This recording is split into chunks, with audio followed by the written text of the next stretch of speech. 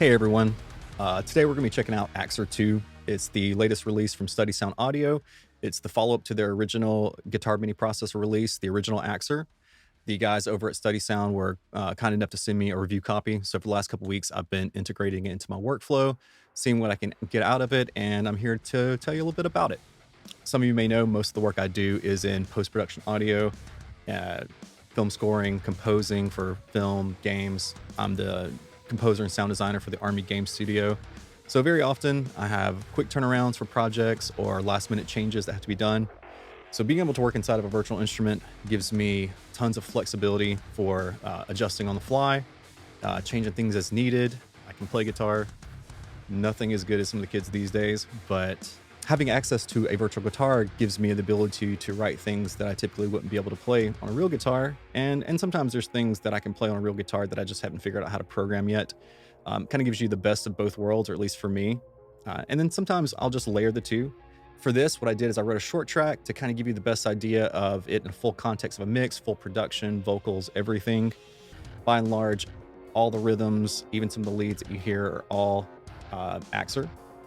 I tried to really cover all the bases from chugs to cleans to leads and everything kind of between so we can show the most features. Try to use the most key switches and articulations that I could, and even some of the new onboard effects as well. So what we'll do is we'll go ahead and listen to this track, and when we jump back in, I'll tell you a little bit about Axer and how I'm using it, and give you my thoughts on it.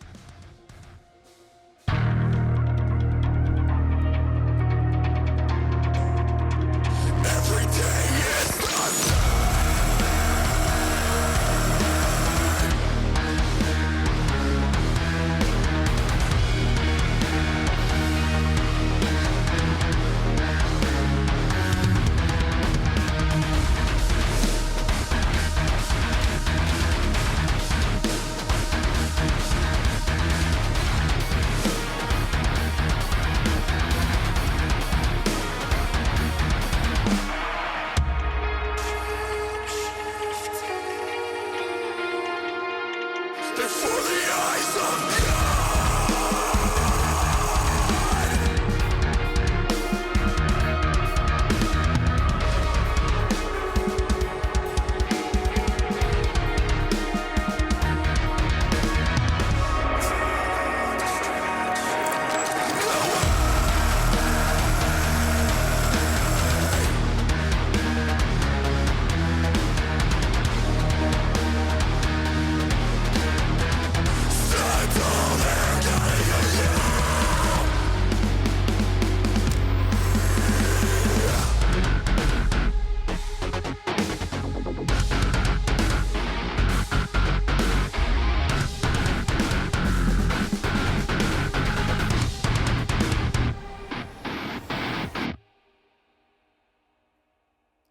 So that's a track, kind of in the realm of modern North Lane. I really tried to use as much as I could from the plugin so you can see how it all works. And if you don't know, Axer is only a guitar mini plugin. It actually doesn't have amp sims or onboard sounds other than a few effects they've added for this one. So you will pair it with whatever virtual amp sim that you would like. I've tried a little bit of everything. I wanted to see how it interacted with all the different amp sims that I have. So I've tried everything from Neural DSP, Misha, Nolly, Gojira, and even a Buster Oldham's Thal amp as well. There's very little processing going on from the guitar tones. I have just a basic Pro Q for EQ to shape out some of the frequencies, and then a little bit of soothe there at the end.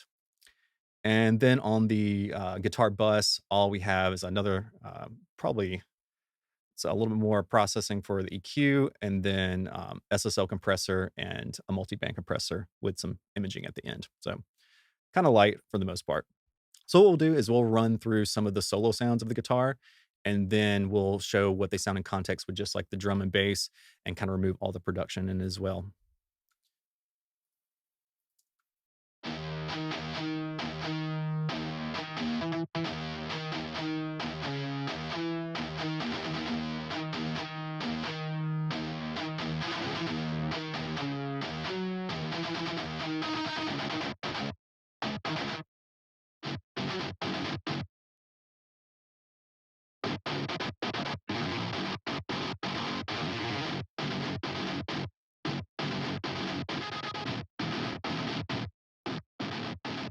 And let's check out some cleans too.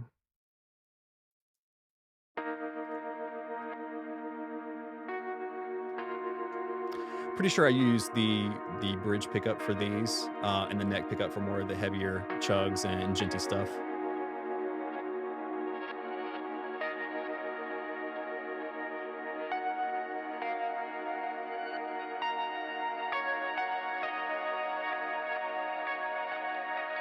Yeah, it sounds great. And let's check out the leads also.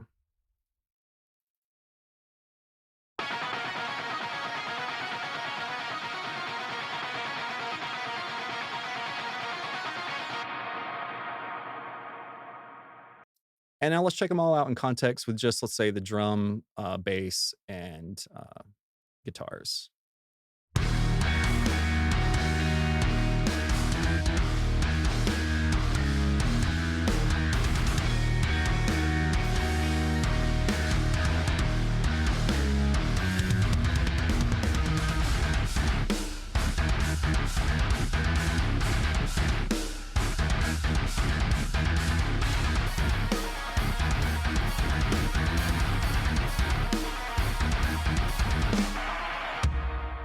Sounds pretty sick.